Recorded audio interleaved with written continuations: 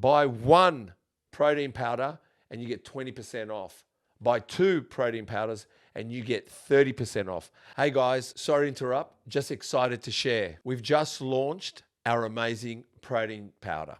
3OG with 30 grams of protein. That's right, 30 grams of protein. Other great stuff like grass-fed, gut-friendly, and low in carbs. We've even got an amazing pre-workout that comes in 4 flavors called Pre-3OG. So go to our website, 3og.shop. That's 3, the word 3, THREEOG.shop, or the number 3, OG.shop. Seeing this is quite an exciting time for us here, we would like to offer you an amazing deal.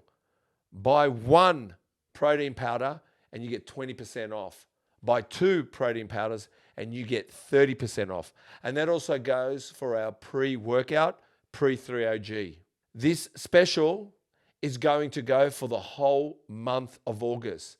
So don't miss out. Go to 3og.shop and get your protein powder or your pre-workout now.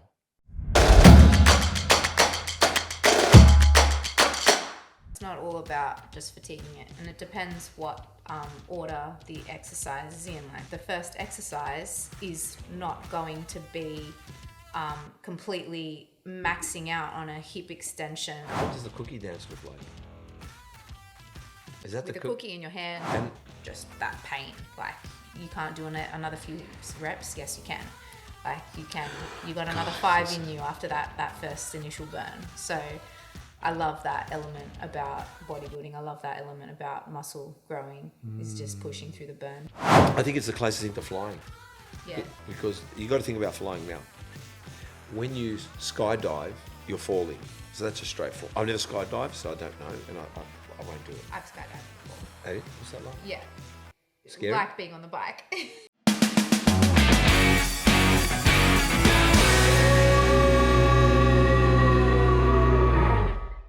First timers, 2nd, IFB Pro Sydney. Novice, 3rd, IFB Pro Sydney. Opens, 3rd, IFB Pro Sydney. That's 2023, my new IFB Pro League Australia. I believe all bikini, I am right, and I don't believe that was a fake tan. Just the perfect Greek goddess tan. Speaking about Greek goddess, a smile to hoot.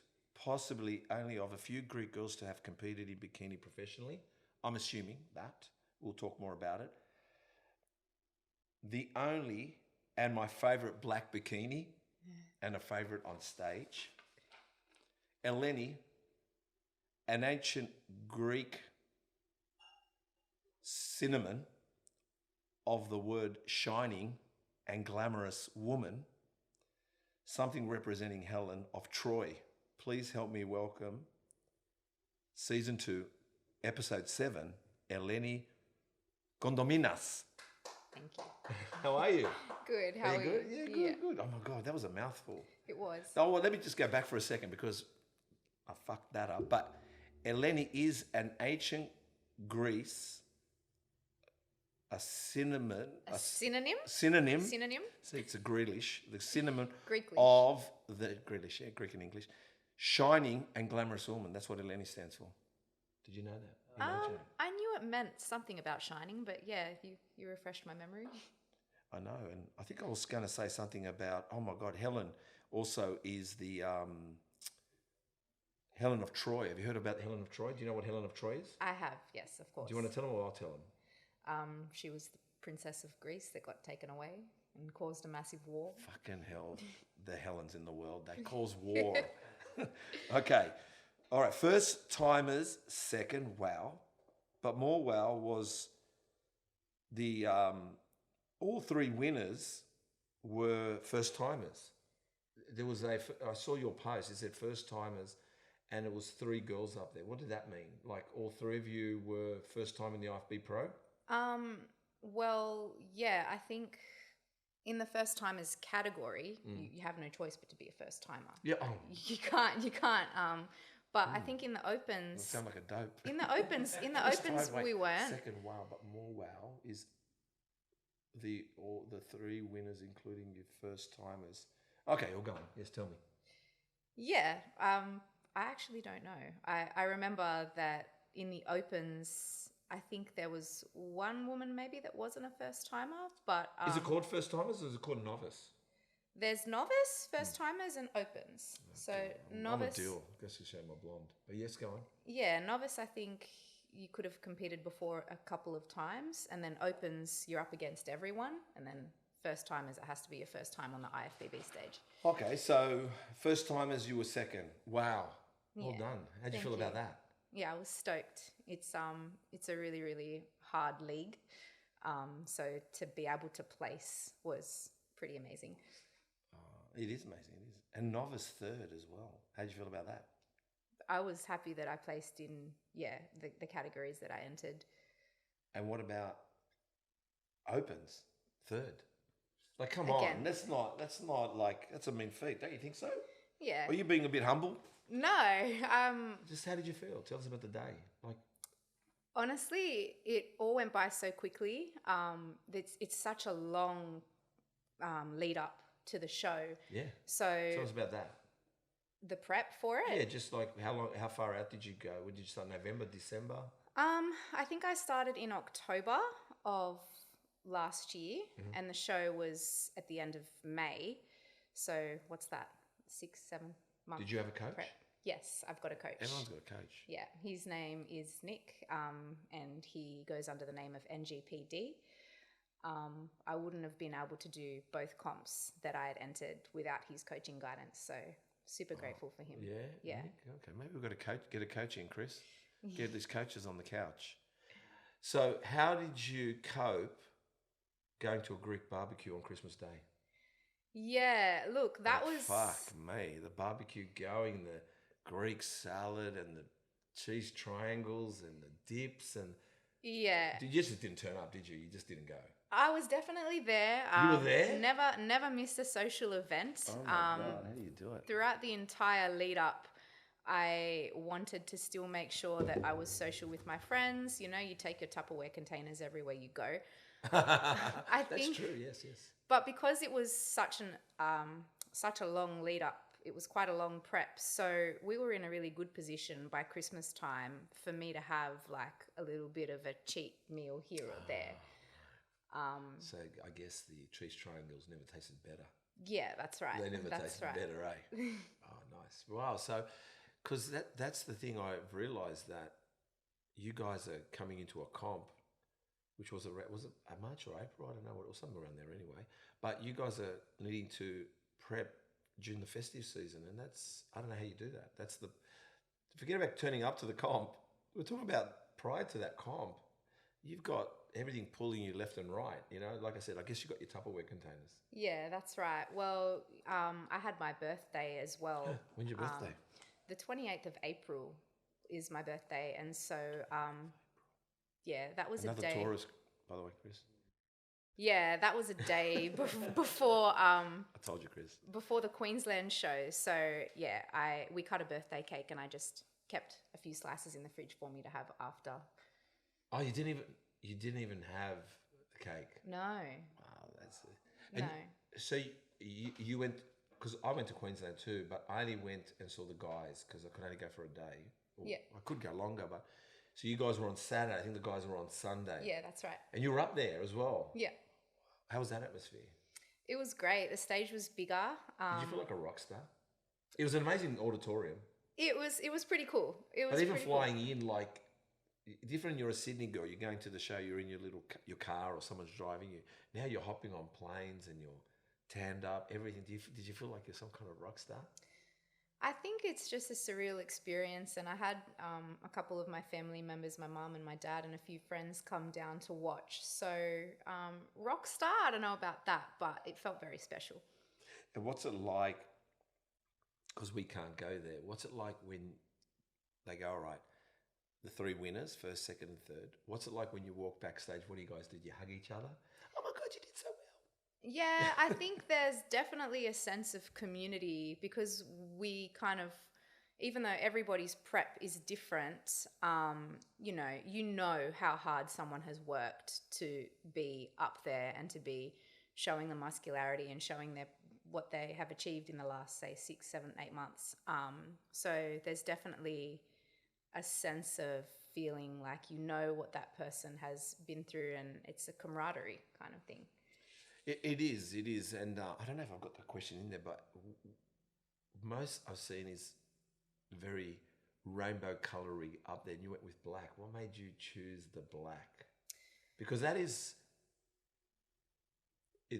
guess it was great. I really, like I said, you were a standout. There's many standouts about you. I'm not trying, I pay attention to a lot of things, but you somehow, and it's even when I just met you now and downstairs and your smile and you're very approachable, you seem to carry your smile. And I know you're probably like, a lot of people look like they're suffering, right? Before they go up on stage, or they're very nervous. Yeah. But you hold a very good, either your, what do they call it? Poker face? You got a poker face, but you're always smiling. So is that you? Just you? You're going in just happy? Yeah. Are you talking about in life in general, or? Well, let's talk about firstly comp, and we'll go also life in general. Game day, you've basically depleted and built and done everything to the point, but you still had that smile there. I don't know. Yeah, but it's a lot of adrenaline as well, and like I said, you're so proud of your achievements that you want to get up stage and you want to enjoy it. You want to get on that stage. Did you feel like you enjoyed it? Enjoy every minute. Yeah, definitely. You did have swagger. Definitely. I've got to say, you did. You did very well. I think there was a point, when the crowd, when they get involved, I could see that was a lift for you as well. It's like, here I am now. Yeah. Is that, yeah? Are you like that in general in life? Are you the same person? Yeah, I like to kind of go through every day and find the positive things in every day. I know that you can't be smiling all the time, but I think that it's a small thing that you can do with your body is to just look at someone and actually smile. And it really tells a lot, I think, about a person. It tells them that you are approachable, and it tells them that, you're not going to judge them the second that they meet you. And, so I like to carry that openness about me wherever I go. That's good. I'm a little bit opposite. I judge. Yeah. Now, when I say judge, you're going to think, oh my God. I think we all judge, but in a funny way. Until you meet them, thank God, you get to find who they really are. I love to find out who people are because I hate guessing what you're like. I could say, oh, I don't think she looks friendly. But when I talk to you, I go, she's friendly. That's me judging. But I'm going to come over and say hello. Hi, how are you? Because I feel in life, you can judge someone from far, but when you go up close, it's always pleasantly a surprise. Like, oh my God, you look like people think I'm arrogant, and I am. But then no, I'm not. I'm not arrogant. But where is it? Persimmons. Persimmons. Well, tell us about it, man. It's on one of your posts. How good are persimmons? How was the consensus? A lot of people have never tried a persimmon before. Have you tried a persimmon before? I have not. It looks like a tomato. What is it? It's like a cross between a tomato and an orange. It has this crazy citrusy flavour, but also a bit bitter as well. I've never had one, but you were showing it off like some kind of trophy. How was the census? What was the consensus like? The consensus, a few people didn't like them. Most people loved it, and majority of the people had never tried one. So, is it one of your favourite fruits? No. Yeah. Have you tried that? No. Yeah, no, I don't know what it is either, Chris. Honestly, I really just love all food, veggies, fruits, all of it. But persimmons are up there. Watermelon is probably my favourite fruit. Oh, watermelon. Yeah, on a hot summer's day, definitely some watermelon. Okay, good. And what's your favourite Greek dish since we're here? Oh, that's a hard one. My favourite Greek dish, probably galatabouriko, which is a dessert. Yeah, galatabouriko is pretty good. I have a very big sweet tooth. Wow. You know what's my favourite at the moment? Baklava. Yeah. Because the nuts in it and the honey. And I've the last few years I've embraced Turkish coffee. So I always do a Turkish coffee at home. Yeah. And I have the baklava, not all the time. Now, maybe that's why I put on 20 kilos, I don't know. Yeah. But having said might that... have something to do with it. Right. I've been saying to Chris, why have I put on 20 kilos while I'm munching on a fucking baklava? Okay. Jens is usually staring you right in the face, right? Well, you know what? I was told that by my ex-wife. So yes, it's true. No, I know it's a pain. No, she's all right. She's okay. Let's not go there. We don't want to make it a podcast about my broken heart. Don't but anyway, worry, we can edit that out. We can edit that out. Well, thanks. No, we won't. We'll go. When did you last train? This morning. Okay, yeah. And what did you train? I trained glutes and hamstrings. Are you doing them together? Yeah. I usually break them up. Why don't I break them up? No, I do. Oh, you do? I do. I don't know. I feel like the hamstrings and the glutes are such a big specific parts, like tricep, I guess. And I think, and I give them a hit on their own, and then I let them rest, and then I hit the quads on their own, and then I let them rest. But yeah, so you did quads and hammies. What'd you do for glutes and hammies? Glutes. Oh, glutes. Glutes. Sorry, I don't know where I am today, but we're going to keep going because it's so good, because that's what people want, the truth and raw. So you did glutes and hammies. Yeah. What'd you do? I started off with a long warm-up, because in winter I find that you really got to make sure your body's nice and warm. So I did some cycling. How long? Just 5 minutes. Okay. Some mobility work, like a few leg swings, a few hip flexor stretches, and then started on the adductor machine to just kind of open up the hips a little bit. And then I did some hack squats or Smith machine squats. Right. And then I did some hip thrusts. And after that, I did some lying hamstring curls, and I finished with some cable kickbacks. Oh, wow. And how long did that take? Just over an hour. What time? What time did I do it? From, I think, 8 o'clock to 9:15. Okay. And are you early riser? Yeah, very. Very? What time do you get up? Yeah, 5:30 most mornings. Is it because of personal training, or is it just you? Well, most of the time it's because of personal training. So I need to be at the gym for either a 6 o'clock or a 6:30 client. And I like filling that 6 o'clock or 6:30 time slot, because it just keeps it in routine every day. You know, it's not like another job where it's a 9 to 5. You make your own schedule. But if the schedule is all over the place, then I feel that you're going to be all over the place too. So you need to have some kind of routine in place. What do you have for breakfast? Eggs every morning. What eggs do you have? I have egg whites, so between like 150 to 200 grams of egg whites, and then another couple of eggs as well on top of that.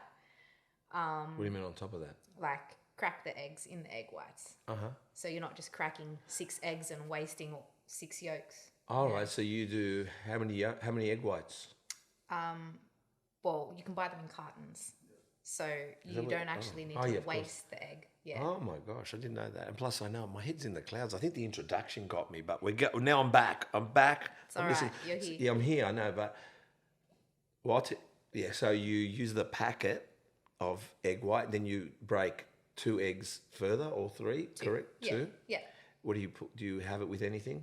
Yes.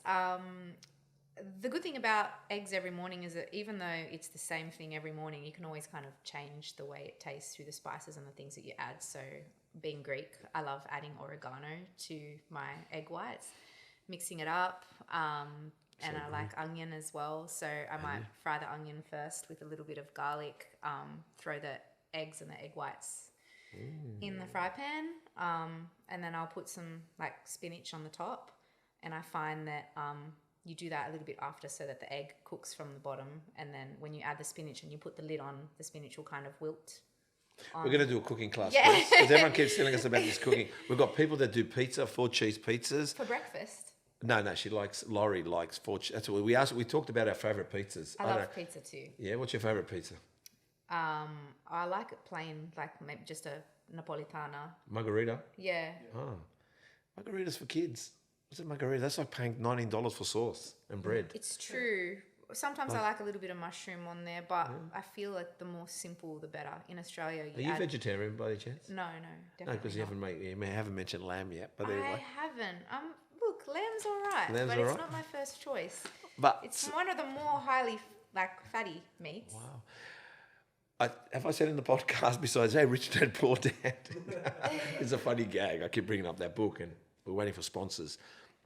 You know, I'll tell you, I think I was telling you in the car park about my training. Yeah.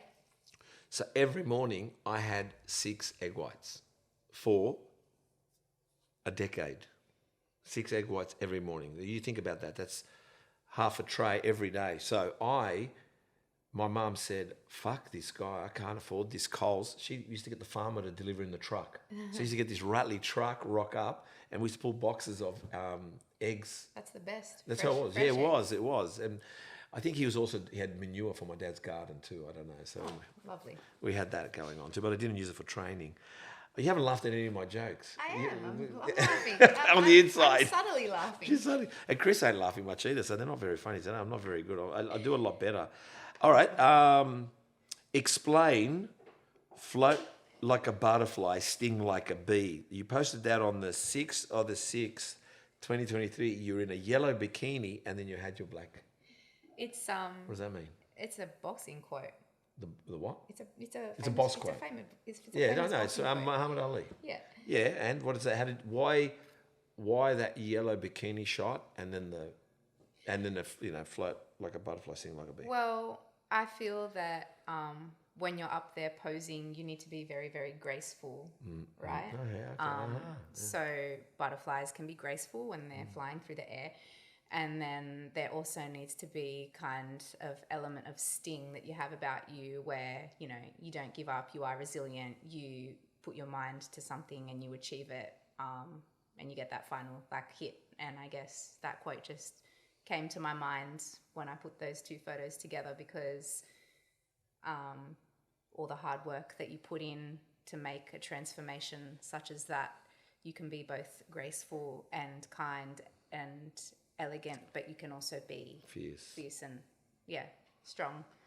Is that you in general? Is that you growing up? Is that what you're like? Is that who you are? I like to think so. Yeah. I like to consider myself a bit of a combination of the two. Oh, you're so sweet Greek girl. You brothers or sisters? I do. I have a brother and a sister. Yeah. Where are you in the lineup? Last. Dead last. Are they into fitness? Actually, I think my sister first took me to the gym. Like when I first ever entered the gym, my sister was the one that took me there. But how old were you? Young, like 15, 16. I think she actually even had to just smuggle me in somehow. Okay, yes, of course. Yeah. Oh, they all go now. Everyone's training before school and after school, the kids. It's nice to see. My son, I took him at 15 too to the gym. And but go and say, you enjoyed it? Yeah. Is that where you got the bug then?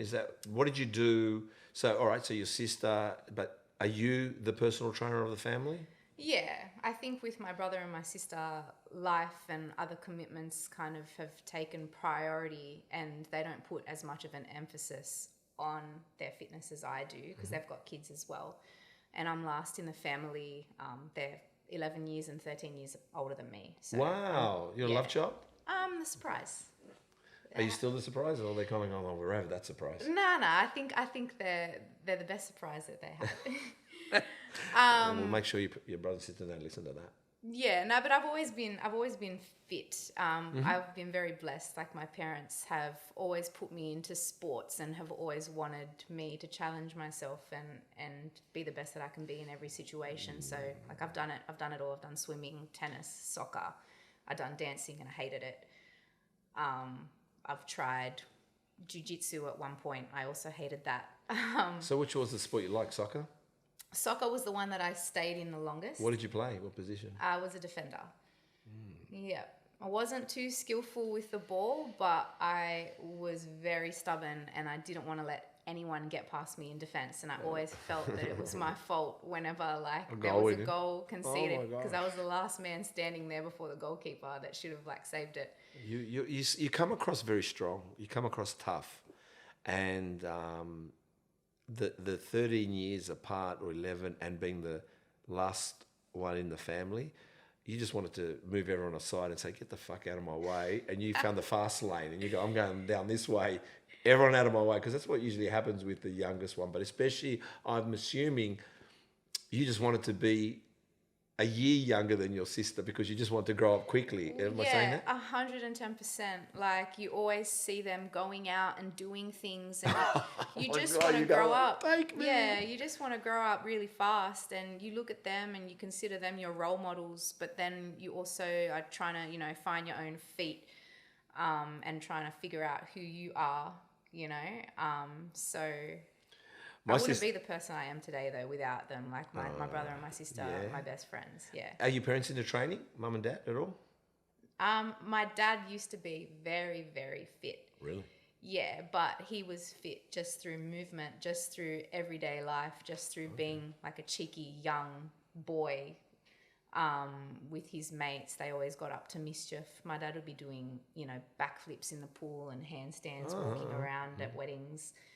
My mum, not so much. She enjoys the more like calm, chilled Pilates and walks vibes. Oh, okay, nice. But And, my dad's strong. yeah, and I'm going to talk about this motorcycle thing in a second, but I saw your grandpa, your papu, is it? He rides motorcycles too? My papu, no. Who did you call grandpa in that pose? Your dad? There's a Yes, motorcycle. Yes, I called my dad a grandpa because he is a grandpa, but he's not my grandpa. He's my dad.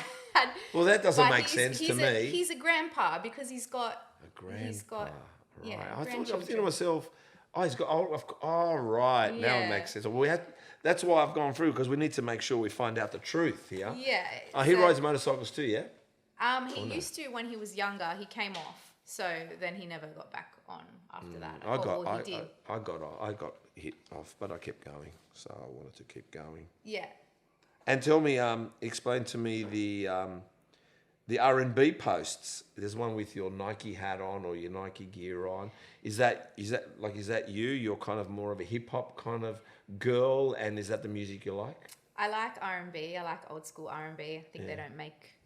I sound really old when I say this. I think that they don't make R&B like they used to, but that definitely also comes from my sister and my brother and their music influence on me. Because that's what they used to listen to in the 1990s, blaring out of their cassette players with all their CDs and the. Is your parents into disco? Like, you know, like Forget Me Nots and what's music do they like? My parents like music. They like the old school music. Don't make me mention the old music because I don't know the names. Let's go to the anatomy. Yeah. Okay. I told her we wouldn't go anatomy, and now she's thinking, "Fuck, he's taking me to the anatomy." All right, let's go. All right. Let's talk anatomy. No, I don't know anything about anatomy. No, I'm not going there. Do you like Greek music? I do. I do. I have to be in the mood. Are you good with the tifti-deli? I'll get on the dance floor. Yeah, I will. Yeah. Good. Oh, well, that's good. Do you know what tifti-deli is? It's like a belly dancing song, but Greek. Not so much. It's more the hips, and I don't know what it is. You know, but it's called tifti-deli. Look it up. You know, but yes, it's a lot of hip movement. It is. Yeah. So, all right, you've explained the music part. Look, we're going. Great guns. Obviously, IFBB Pro League wasn't your first comp. Tell us about the past comps. I think there's one you did in May 2022. You came second twice. So tell us also about the delicious cookie and the cookie dance. Yes. So that was my first ever competition, was A&B. How was that?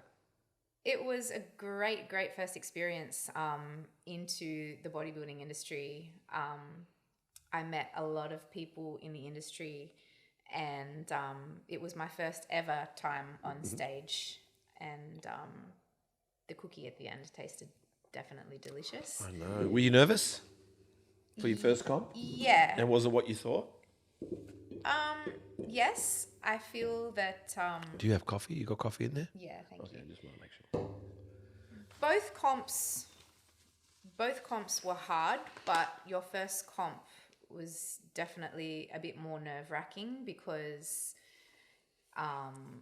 you know, you're not familiar with how everything is run, and you are not used to stepping up on stage in literally just a bikini. I know. But that's all part of it. And for both competitions, I definitely did want to get up there and showcase the hard work because I put in an equal amount of hard work for both. Yeah. I can see that. I mean, and what does the cookie dance look like? Is that With the cookie in your hand. And All right. Okay. Do it again. Oh, yeah. She knows what she's doing. We should have got some cookies in, by the way, Chris. If I knew, I would have told you. See, Chris doesn't even know the questions. I do love cookies. You do love cookies. I tell you, hopefully we get them on, but how good are those EQ cookies? Have you ever tried them? No. They're usually sponsoring the show. Did you know you were going to go towards the IFBB Pro League? Like, was that your... Like, why didn't you just go straight IFBB? Why that show? Yeah, what was the mindset behind that? Because it could be someone asking, well, maybe I should do a small show or a different show. I don't know. But what was the mindset a year, 22, 23? I actually didn't think that I was going to go into IFBB initially. I thought that I would do one competition and I'd be like, okay, that's all that. I've had my fun. But I realized how much I loved the entire process. Wow. And how much I loved pushing myself. And I knew that IFBB would kind of be pushing me even more to just be better. And so I wanted to get into a I don't want to say more difficult federation, because like I said, whenever you do a prep, it's tough. Yeah, no, say it the way you want, man. It's like I said, it's not. It can be anything. Like, yeah, you think it's a bit. Maybe I'm assuming that it, like you said, you didn't know how much you'd love it, but once you jumped in there, you just chose something, you gave it a go, and you said, "Oh, I want a bit more," and then actually, you went to the IFB Pro League. But do you look at the other girls, and do you judge yourself?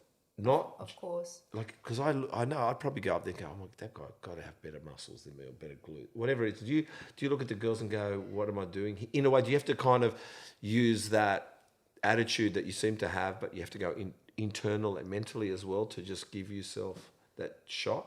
Look, the sting like a bee? Yeah, when you're in a competition and you're going up against all these other girls, you have...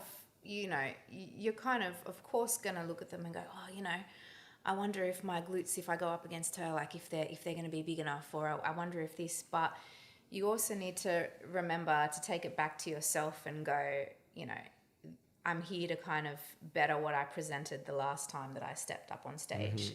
If you do look at the differences, with coming in from my first comp to my second, stark differences in muscle development and density, and that's part of the beauty about bodybuilding, is that every time you step into that gym, you are trying to just get that 1% better every single time. And every time you step onto that stage and you get to the body fat percentage where you're able to see all those muscles pop, and you go, wow, look what I've achieved in this amount of time. So tell me, that walk that you have to do. Yeah. And then the turn, and then the shoulder hit. Yeah. And the head flick. Why? Because I keep thinking, she noticed me. But she noticed me. Then all 30 of them, God, they all noticed me. Chris, they're looking at me. Look, they did the shoulder to me. But it's not, I know. But what is it about that? Like, it's like the final attitude hit. Like, what is it? Well, posing was a really, really tough part for me. Yes. As you know, coming from a soccer background, so posing, dancing wasn't my thing, posing wasn't my thing. The stage just, even though I ended up getting up there and loving it. I just want to tell you again, you looked amazing. Thank you. I just want to let you know that as coming from a fan. Thank you. You did. Thank you so much. But the posing comes. And everything came. You're just your smile, your eyes.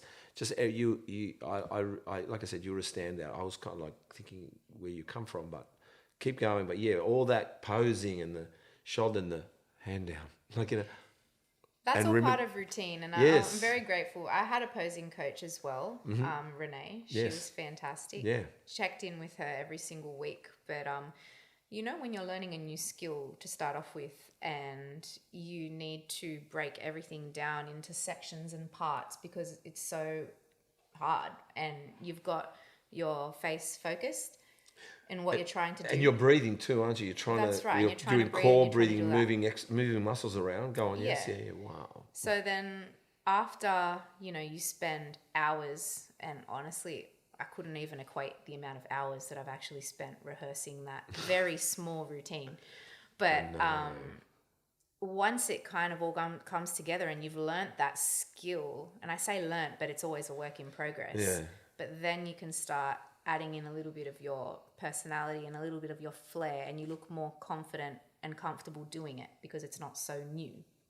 So, all right. So here we are, we're at the show, you do your first comp, which was novice first timers, which I completely got wrong, and obviously like a buffhead. When you first go, you're nervous, correct? So you got high heels on, you're kind of nervous. Is it the second one you can't wait to come back out? My daughter does performing arts.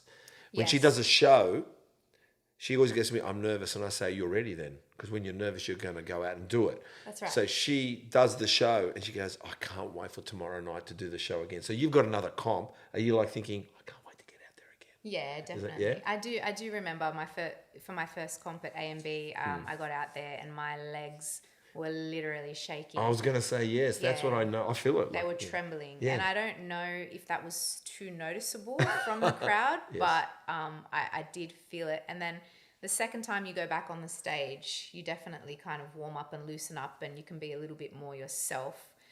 And then when I went on the stage in IFBB... Yeah, how was that? The first one? When you had to go out for your first time? I still think I was a little bit nervous, but I feel like you just need to do that inner work to calm your nerves down, because you don't want nerves to get the better of you, and you don't want all your hard work to kind of be washed down the drain because you freezed when you got up there, you know. So explain what's your tip on nerves? Someone said to you, or I need help to calm my nerves down. What's the Len tip? I breathe in, like slow breaths, I guess. Breath work is one thing, and I think self-talk is another thing. Do you do visualization? Do you see yourself on the stage, kind of, or no? Would that help? I don't know. Maybe in snippets, I suppose. But for me, it's more, I have these little conversations in my head, Tell us one. If you're nervous and you just kind of think to yourself, okay, I've worked 6-7 months for this, I'm going to get out there and I'm going to showcase everything and I'm going to enjoy it. So you try to kind of wash away those nerves and try to ground yourself. I think that's what I'm looking for. Okay. You're trying to ground yourself where you are and just take in the experience for what it is. You're meeting so many people, and you're blessed to have that opportunity to be where you are and to do what you do and to move your body in the way that you have been able to in order to present, in order to present you, I guess. That's what you're doing when you step on stage. Well, I think, like I said, I think you did amazing. Are you now aspiring to get a pro card? Oh, that would be amazing. Yeah. So I guess you could say yes, but I don't want to drill that into my head. I don't want to drill, I've got to go and get my pro card, because... But are you going to do another comp? I am going to do another comp. Which one? IFBB Season A next year. Season A, okay. Yep. Yeah, so we're working towards that. But that's the card's not the first thing on my mind. The first thing on my mind is to work on the feedback in which they gave me in Season B. And are you able to share some feedback, or do we have to keep that quiet? No, I don't think it needs to be quiet, So the feedback I got was a little bit more hamstring development, a little bit more rear delt development, and also... So you get that from the judges? When you girls finish, you get feedback? Yeah, definitely. Great, go on. Definitely. Yeah, you often email, and then they send you a response with what you could work on. I like that. So, all right. That's right. No, very good. I think the judges were doing great. I think it was a good show, a really good show. Very smooth, professional, flowed nicely. I have to say, I've been there. I was there when I was 50, so I'm 54. I went when I thought I was going to compete, and I didn't. And I just went by myself, just sat in the crowd, Chris, just by myself watching everyone compete. And that's when I went, wow, this is... I also went in my 20s, I'll let you know, I went to a competition in my 20s. It was so different. It was raw. It was like how gyms used to be, raw. So there wasn't all this prettiness, and it wasn't perfect lighting. It wasn't perfect nothing. No sponsors outside. Just sit down in a hall. Old school watching bodybuilders. Yeah. And It's come a long way. Yeah, and Dorian Yates was the guest poser. Okay. Dorian Yates. Yes. And it was his off season, and he was like you and me together, one person. It was massive. And Yeah. we're like, how big's this guy? And they didn't have bikini back then. It was bodybuilding kind of. They didn't even have classic, or maybe it was a bit classic-ish, but not so much. So your feedback is hammies, delts, I guess, and that's what you're going to work on. And some waist control. Some waist control, Yeah. okay. And it's probably a bit of twisting type thing, waist control, I guess. Yeah, it could be a posing thing, and it can also be just working on those vacuums and working on being able to hold your core for extended periods of time. Okay. How did your mum and dad feel after all that, and your brother and sister and people around you? I'm sure, like, what was it like? Look, at first they were a little bit confused as I was entering into it. I don't think they really knew how to take it. But I think once they saw everything that was going into it, then they started to have a little bit more of an appreciation for it. Did they say at the beginning, come on, will you eat? Eat, will you? All the time. Eat. Why? All the time. Why are you not eating? And they Are you will serious? they Why are will you doing still this do crazy that. thing? They will still do that. Even for my next show, they Come will do on. that. It's like, shh, won't tell anyone, just have this baklava. Yeah, it's always just one. They go, don't you just want to try one? Just one. It's not Yeah. going to affect anything. What are you talking about? But I keep on telling them, if I just tried one, every single time you told me just to try one, what am I doing here? Why? Why are you not eating? You know, when I grew up, we didn't have food. Oh my God, you should eat. Oh, if my grandmother was still alive, she'd be very confused. Yeah, she would be, I'll tell you what. So tell us about growing up in a Greek family. So was it your chosen career, personal training, or did you study to be an accountant? What did you do? I started off in primary teaching. Oh, primary teaching. Yeah, Okay, so you went to uni. I did. Wow, Yeah. I'm always impressed by people that go to uni. Are you impressed when people go to uni? Yeah. I am, because I just think they're smart. Do you? Because I think university is, my thing on it is that no one cares if you turn up, and you turn up to get a, diploma, whatever you want to call it. Like, so it's up to you. They're not asking, Len, you here?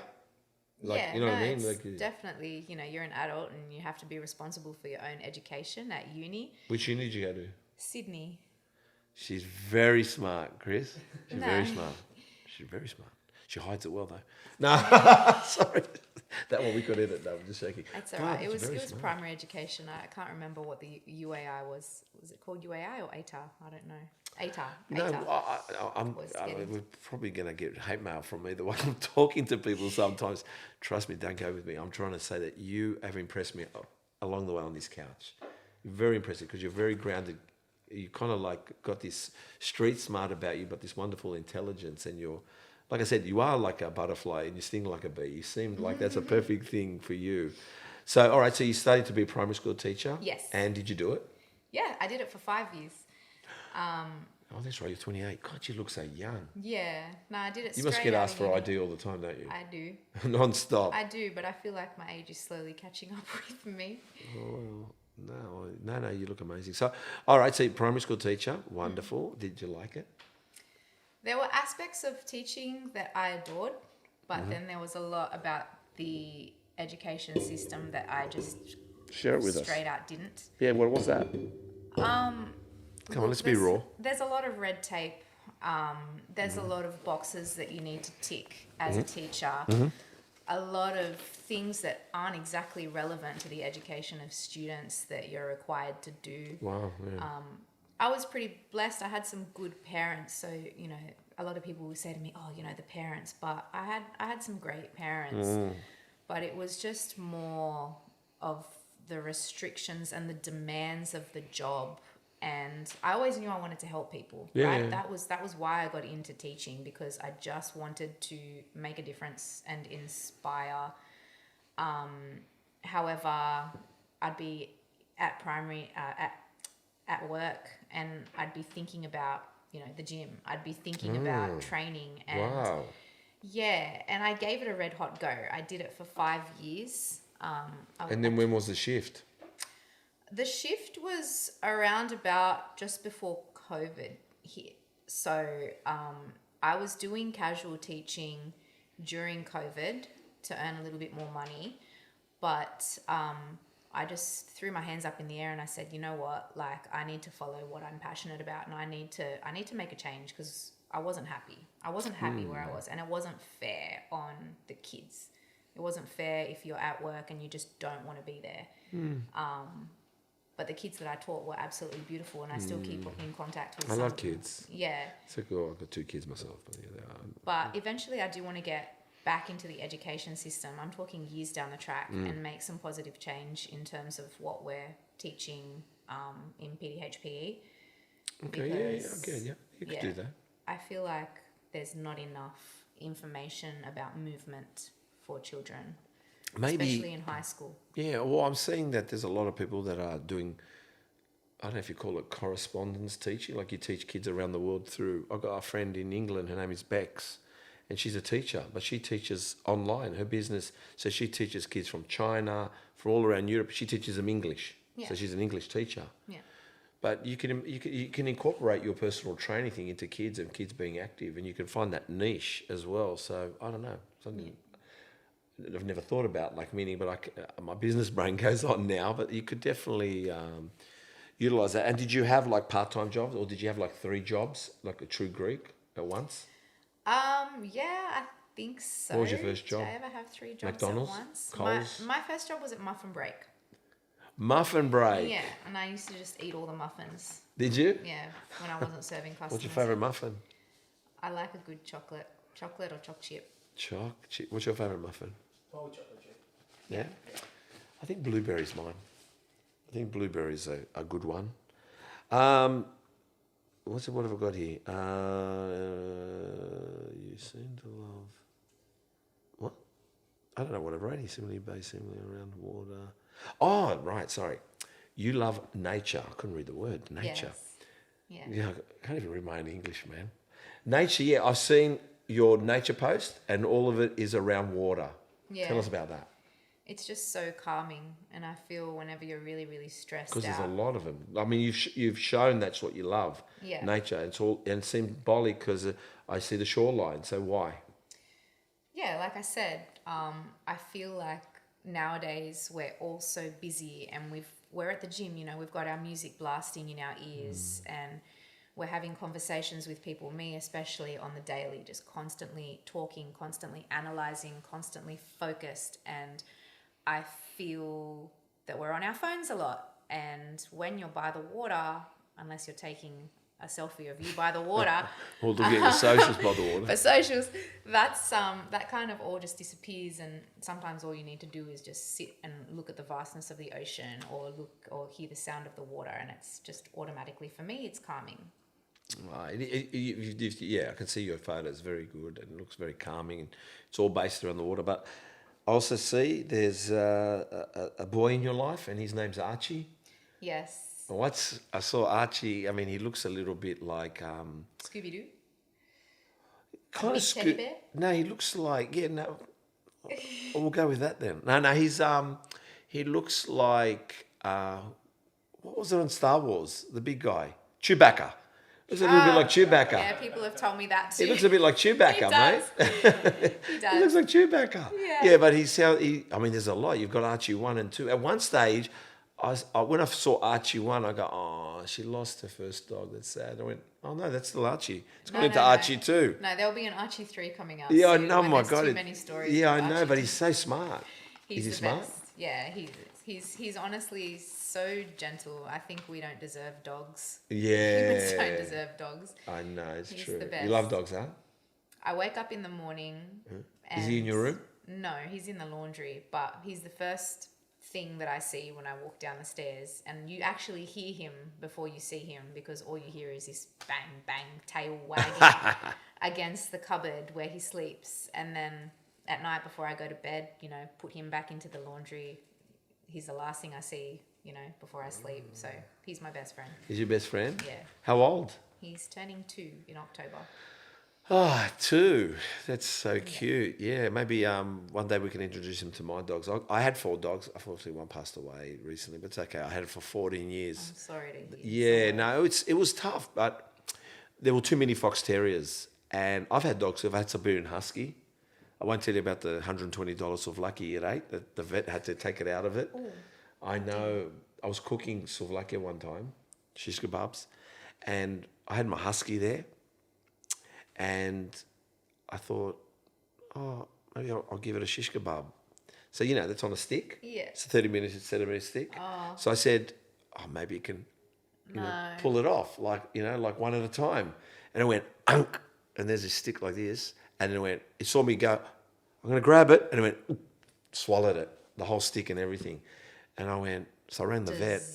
I rang the vet and I said, oh, what do I do? My dog ate a souvlaki stick. And they said, you better bring your dog in. So I took my dog in, and back then, a souvlaki was 80 cents to buy, right? Whatever it was, the raw ones. And vet costs are very expensive, but back then, and it cost me $120 to get that pulled out. So it was the most expensive souvlaki ever. Wasn't more. Well, that's... Could have been more. Look, I'm a lot older than you, meaning I'm older. So back then, everything was at a different value, but expensive. But $120 to... That was a lot. And they sent me a letter, like a card, and inside the card, when I opened it, it had the souvlaki stick, but broken. Oh, and just in case you wanted a memento. No, well, they wrote a little cheeky comment, basically saying, stick to dog food. And I just... Yeah. But I've got... Noted. Yeah. But I've got a poodle now. Yeah. And her name is Tipsy. She's a year old, but she looks like Bob Marley. Mine's not shaven like they go, is that a poodle? Yeah, it's a poodle. They go, It's just a ball of fluff. it doesn't look like a poodle. And then I've got a Staffy. Her name's Roxy. And then I've got Spot, which is the brother. He's still alive. He's like 14. And they just live inside the house with me now. So I know I never used to be an inside dog person, have around, but yeah, they're unreal, aren't they? They're fantastic. And the funny thing with dogs is they go, I love you. And you go, yeah, that's nice. And you go get a drink and you go back and they go, I love you again. Yeah, I know. It's like I'm always loving you. Oh my God, I love you right now. Oh my God, I love you. Let's see if I can read my questions now. What we spoke about. Oh my God, that's right. You ride. Yes. It's I don't know how to say it without sounding creepy. It's my thing, man. When I see a girl ride a motorcycle, especially like when she's riding a super bike or even a Harley Davidson, but a girl, like girl, not butch, let's just say. Am I right to say that, Chris? Yeah, I think so. I'm like, oh my God, I'm nearly having car accidents. And when I'm riding my bikes, as I was riding my bikes, I'm like, I'm trying to keep up with them, and some can ride really well. I'm not that great, but I'm only on my P's. Okay, good. Yeah. And now Chris wants to winter, ride. It's so cold in winter. But what made you ride? Well, Because you don't own your P's. It's true. I guess I just have always loved going fast, and the freedom that you get on a bike is crazy. And I've been on the back of a few. Yeah. And so I didn't want to be on the back of... But it's a big thing. I'm not trying to say all girls should ride, but they don't, or they don't care to. All girls should have sports cars, supercars. Riding in Sydney, it is a little dangerous, and I guess that's partially why I like it. You like the dangerous. I like the element of being on the bike and taking corners, and it's fun. It's a little bit risky, but do you ride with people? I've been on a few group rides, but I think I'd prefer to just ride on my own, especially, like I said, I'm still trying to find... So no one rides in your family? Like I said, my dad used to, but not anymore. And then no one else in my family rides. They all think I'm crazy. So yeah, when you turned up and said I'm going to ride, like every Greek, did they bring out the Bible and the cross, and they were doing the crosses, and oh my God, and your mum's on the hands and knees, and she still won't accept it. They think that I'm going to sell the bike next week, every week. What kind of bike is it? A Honda CBR 500. I got a CBR too. I got a Honda CBR. I got 1,000 double R. I got the Repsol one. I don't think I'd trust myself on 1,000cc bike. I've been riding since the age of 18, and I did have a motorbike accident in 21, which I ended up in hospital because I dislocated my whole leg out of the hip, so I had to be on traction. And it wasn't my fault either, by the way. But I've got a Harley Davidson. It's actually tattooed on me. I love Harleys. Yeah, I've got a Harley Davidson, and I've had it for 20 odd years. So I've got 9 bikes. So having said that, when I ride my Harley, and I've been riding it all my life, I don't think I ride nice, and it seems like everyone gets out of my way and they think I'm mean, whatever. It's beautiful. When I ride the super bike, Nobody wants to know you. yeah, but the thing is, it always takes me back to the accident, and I ride differently. I can't ride. I ride, but I ride with a bit of fear. When I ride the Harley, I go. It's cruisy when you're. Yeah, but when I ride the super bike, it seems to take me back, and I have to ride defensively more. But I love riding. But what made you get into riding? Like I said, I've been on the back of a few bikes, and I didn't. That doesn't make everyone ride, by the way. I'm just letting you know that. But I love the feeling, and I wanted to be the feeling. one to. I wanted to be the one to be able to ride. I wanted to learn. So how long have you been riding for? I think a couple of years now. One or 2 years. Is it not long? Is it? Has it surprised you? What it is? What you thought, or is it more? I think I just love learning new skills. And so every time I get on the bike, especially because I'm still learning, I'm learning more about the bike, and I'm learning more about how to handle the bike. And it's like you're at one with the bike. It is on. And so it's it's addictive. Riding is addictive. And every time it's a nice day, you're like, God, I could be out on the bike today. Spring. I could just go for a cheeky ride and come back. Spring and autumn's the best, isn't it? Yeah. Winter's not good. Summer's hot too bad. They're all good, but yeah, I think it's the closest thing to flying. Yeah. Because you got to think about flying now. When you skydive, you're falling. So that's just straightforward. I've never skydived, so I don't know, and I won't do it. I've skydived before. Have you? What's that like? Yeah. Scary? Like being on the bike. Is it the It's a great same? analogy. No. Well, it's 100 times worse. like not worse, but it's... What made you do it? Again, I like adrenaline. My friend got it for me for my 21st birthday. And so we You've always been like that, haven't you? You're the adrenaline junkie of the family, eh? I just feel like life is all about experiences. Where's Len? Oh my God, she's climbing the roof. Yeah. Where's Len? I've always been... Len's skateboarding down the street and there's traffic everywhere. There's just too many things to do, and you don't want to miss out on any of it. So, by not so trying. your philosophy Be is? scared. You said your philosophy is to live life what? Is it too corny to say live life to the fullest? Live life without fear. Yeah. Live life without Where does fear. that come from, you reckon?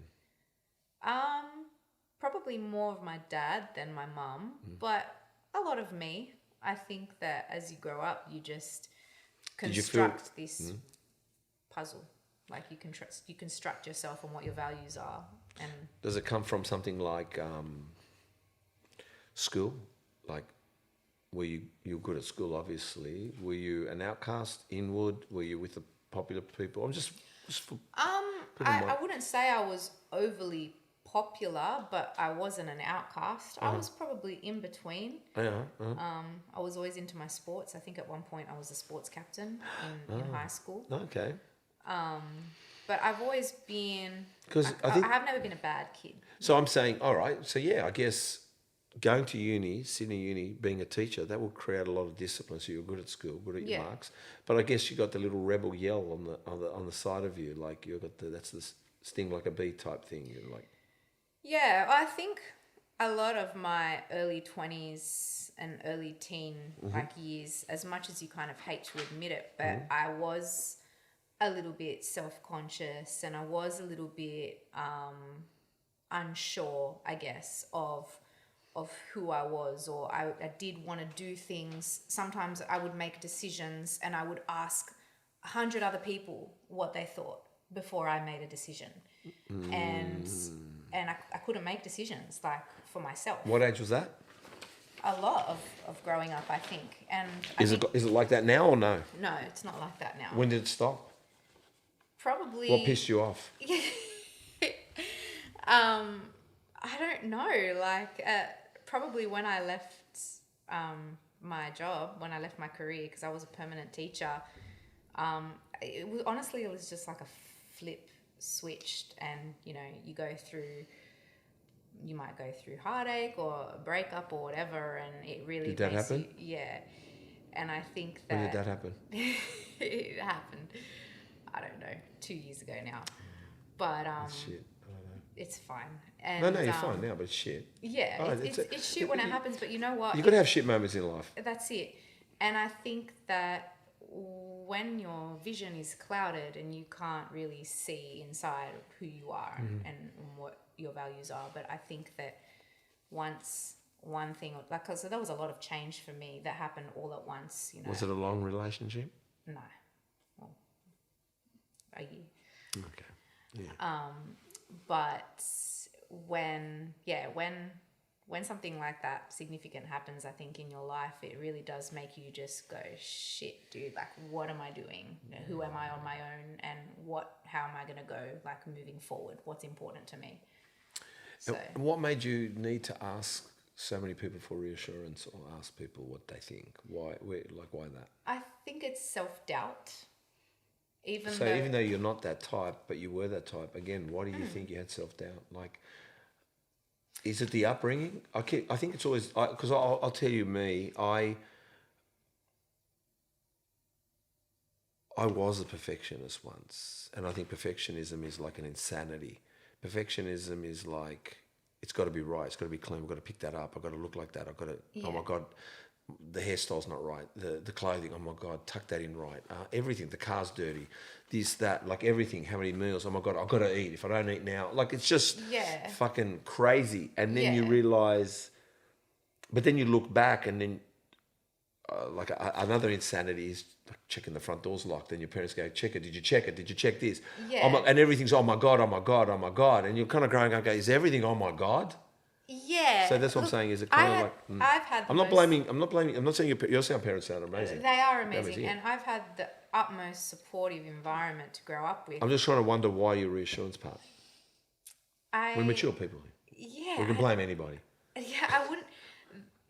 They've always had my back, and they're always so supportive. But I think that maybe kind of made me grow up. Just always on edge a little bit. And I think that's partially me as well. We are all responsible for ourselves. Yeah. I always say to everybody, it's my fault, meaning in my situation, like here, it could be my fault, I've asked the wrong question, but it's also the opportunity to fix it because it's my fault. I can't fix, I can fix my situation, I can't fix the whole room though. So I think learning to fix your own situation, Yeah, look, I can't pinpoint it really. Okay, it's hard to pinpoint, but all I know is that look at the bright light on you and why this? Tell us why. Yeah, I feel like it's a little bit of an inability to connect with yourself when you're constantly asking for opinions and reassurance, and I think I maybe just did want to kind of please people and make people happy, whether it was my parents or whether it was the parents that I was responsible for their children in primary education, you know. So yes. I think you can be a people pleaser, but at the end of the day, it's not going to get you anywhere, and it's really self-destructive because you're putting everybody else's needs and everyone else's ideas before what you really think, because you're flooding yourself with 1,000,001 opinions, but you haven't actually looked inward as to what you connect with.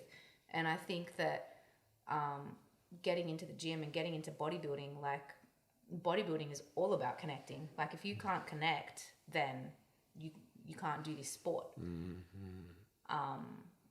And I think that that's something really special with teaching the general population how to use that mind to muscle connection to actually feel their bodies and feel what's working, because some people just can't feel. Like some people are using muscles. That's true. No, John said. And it's what are you feeling here? Like can you register like where? Well, you're using it. That's an old principle, because John once said, you right there? Yeah. John said, you're making a lot of noise lately, mate. The last podcast I was listening going, where's all this noise coming from? I got it was from you. So having said that, you're right, feeling it, because John said the same thing. Someone said, how do I, a back thickening exercise? And they said, what's your tip? And he goes, feel it. And like 800,000 views later, hundreds of thousands of comments of arguments like, what do you mean feel? What's this feel? Yes, feel, I get it. It's true, isn't it? The mind-body feel. Oh, it's definitely a thing. You know, they're not making things up when they say mind to muscle connection. It's definitely not all about that. Explain that to us, the mind-muscle connection. How do you put that in words? Besides, it's sounding like, all right, we're doing an exercise and you're making me do a bicep curl. Yeah. How, when you say to me, I want you to feel it, and I go, what do you mean? How would you explain that to me? Well, there's a few different ways that you can get a client or yourself to feel the muscle working. Because what you're talking about is a contraction, right, of the muscle actually squeezing. Yes. So you know that it's working. But you can use physical touch, I suppose. Like, can you feel this muscle, great shoulders, connecting? Thank you. It is a hard thing to teach, but I feel that once you can even use some analogies as well to get people to feel it. Like, I don't know. It's usually something that I have to be in the room with that person, and I know what you're saying. Everyone's so different, and everyone's body works in different ways. So, well, I keep bringing up visualization. I'm very good at visualization, so I'm thinking you're probably telling them a visual to go into while doing the exercise, and maybe that's, you put, like you said, you're giving them a picture, so maybe they've got to channel in, and you're getting them to channel. Yeah, sometimes. If they can't, don't make me put words in your no, mouth. no, it's true. The visualizations help. Like, you use the example of a bicep curl. So I tell people, like, imagine you've got something really small and squishy here, like a pea or something, and you're trying to get your forearm to press against your bicep and squish that pea. Yes. And sometimes that works for people. Okay, yeah. What's your split? How do you train? So my split has changed over 2 years. It's never a set split. It changes depending on the criteria, what I feel my body is lacking or progressing with. So I train 5 days a week, and this is all programmed by my coach as well. So 1 day rest, 1 day mobility. So... And my split... Let's go Monday. You start Monday the week. Let's say you've walked in and whatever you're doing. How many days do you train to have a day off? Yeah, it depends on how busy I am with work as well. Usually I'll train for 2 or 3 days in a row, have 1 day rest, and then do another 2. I like to have Sundays as no training day, but that's just me personally, because I've got a lot of family commitments and maybe be it social events and things like that. So Sunday I like to have free. Do you enjoy that? Yeah. Yeah. Are you a sleeping type person on Sunday? You know what? I'm not usually. I'm usually a get up and go getter. Like, I love to go for a really early morning walk or hike. But if I feel my body needs it, I'll take the time. I never listen to my body. Yeah, you need to. I'm not that good at that. You need to. It's what people, when they first get into the gym, what people really tend to forget is that rest and recovery is so important. Yeah, most definitely.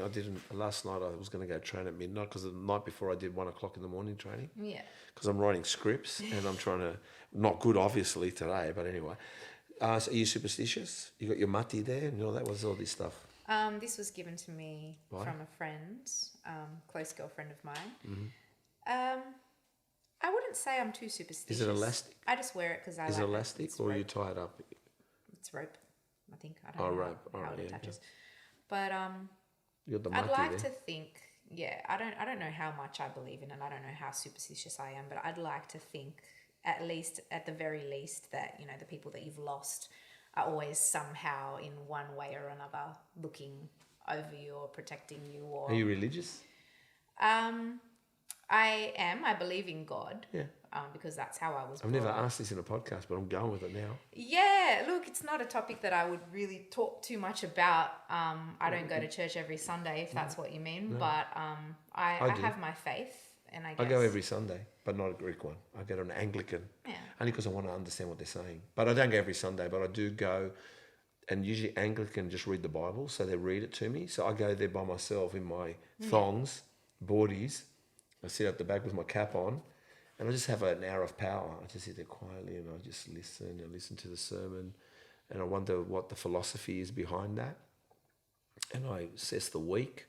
So I think, okay, and then I assess what he's telling me, and then I think, how can I implement it in my week ahead? So it's more of an hour of power. It's meditation. Yeah. Like, I don't go there. I mean, my parents have passed away, but when they knew I was going, they're like, why do you go there? Come to the Greek church. I went, why would I want to go to the Greek church? I don't understand what they're saying. It's kind of like, I mean, I went through a hard time when my marriage broke, and I think I just needed something, and it helped me, and I kept going. And the church was across the road from my house, and I just happened to walk across the road and sit inside the church, and it was not bad. It was good. Yeah. So, what's your style of training, PT? What if I come to you? Are you everything and anything, or you have a certain niche, or you offer a certain? People have told me that I should probably have a niche, because a lot of PTs do have a niche. For example, you might train just women. Oh, yeah. Okay. Women over 30 or women over 40. Yeah, or you're a prep thing, or you're this thing, or you're that thing. Yeah, but at the moment, my business is called LiftUp Training and Nutrition. So really, it's just anybody who wants to lift up their training and nutrition game. I actually prefer not to have a niche, because it keeps me on my toes, and it keeps me meeting all different types of people from the general population, whether it be young people, older population, guys who like to train really, really hard and heavy, and then, women that want to take it a little bit easier because they've just had a baby. So it's fun for me. Everyone is a different challenge. Everyone is a different opportunity to kind of see how I can use my knowledge and my coaching skills to essentially make their lives better through physical activity. Do you get many people, because it seems like it's a lot of people coming for mental health reasons? It doesn't have to be. You can say no.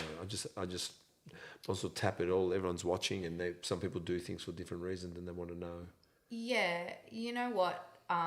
I feel like when you get to know a client and they start to open up to you, because that's the beauty about personalized coaching, right? Is that you get to know people on a really, really personal level. And I've made some beautiful clients who are now friends. I feel like mental health is such a big thing, right? It's hand in hand in bodybuilding. You turn up for a reason sometimes, and that's to run away from something, or face something, or build yourself up. You're not happy with how you're thinking about your body, thinking about your personality, how you feel in clothing, and how you feel about food. I feel like everybody has an element of mental health that you need to address. Everyone's got something, and I really think that fitness helps that so much. There's a quote that I'm trying to think of. It's something like, I think it's Thomas Jefferson. It's if the body be feeble, then the mind will not be strong.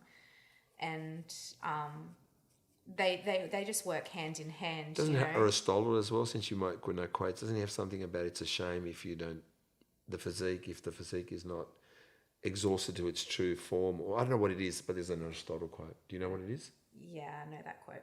What is it? I can't remember it word by word. You said you know it. I do know it, but I can't you know remember what I mean? it word by word. Yep. Do you read books, by the way?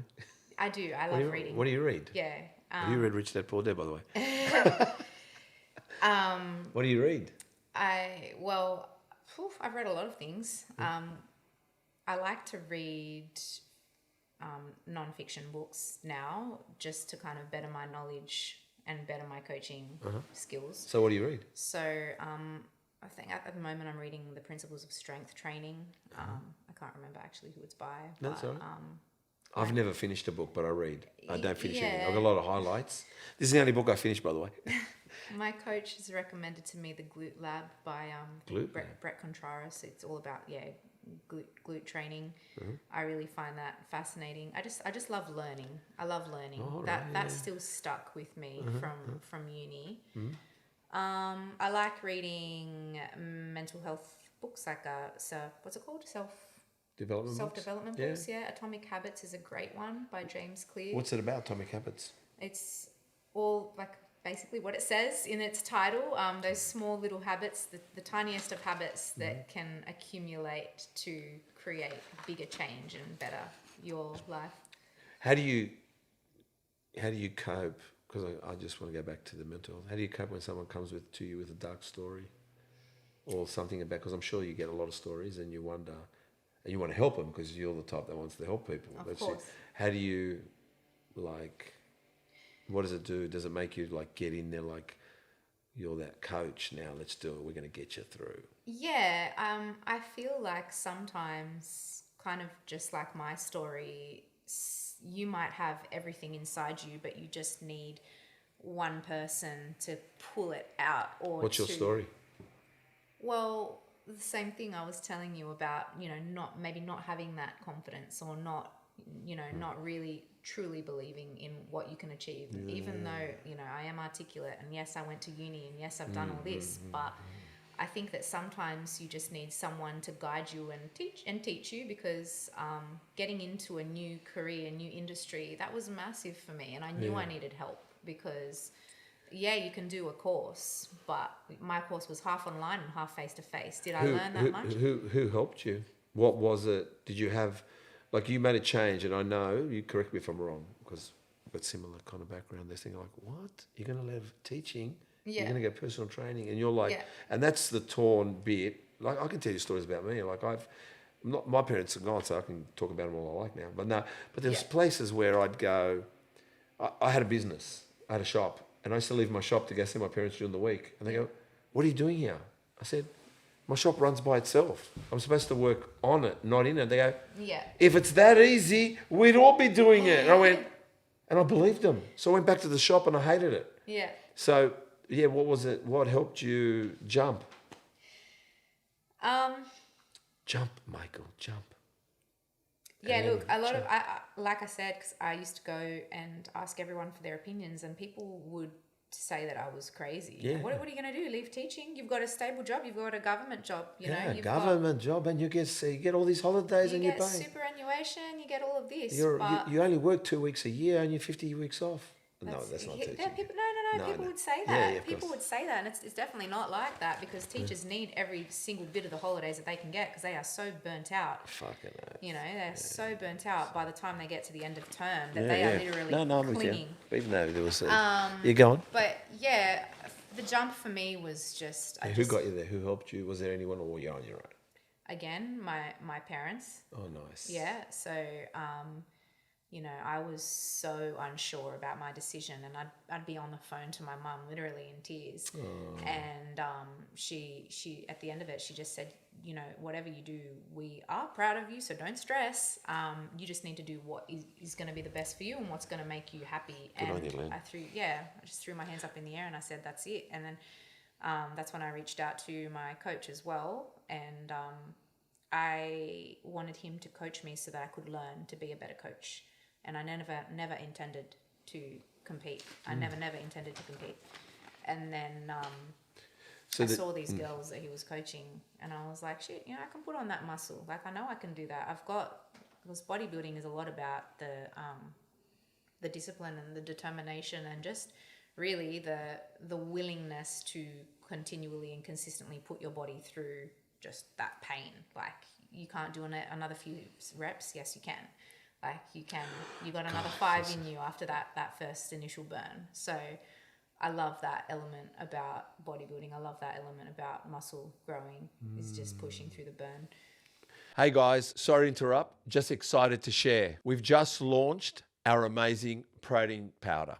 3OG with 30 grams of protein. That's right, 30 grams of protein. Other great stuff, like grass-fed, gut-friendly, and low in carbs. We've even got an amazing pre-workout that comes in 4 flavors called Pre-3OG. So go to our website, 3og.shop. That's 3, the word 3, THREEOG.shop, or the number 3, OG.shop.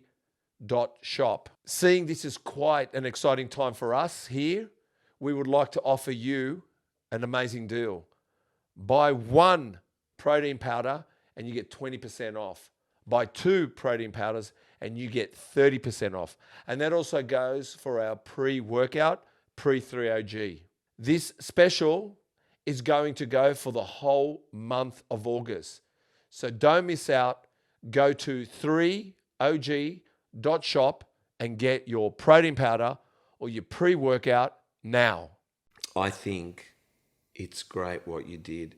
It probably, to me, I was probably 2 decades behind you. Like it was hard for us as kids or people growing up. We couldn't do that. But watching you guys, watching my kids, like my daughter, I keep mentioning she does performing arts and it's 97% unemployment rate, 3% fight for your job. Yeah. And I say to Ruby, let's go.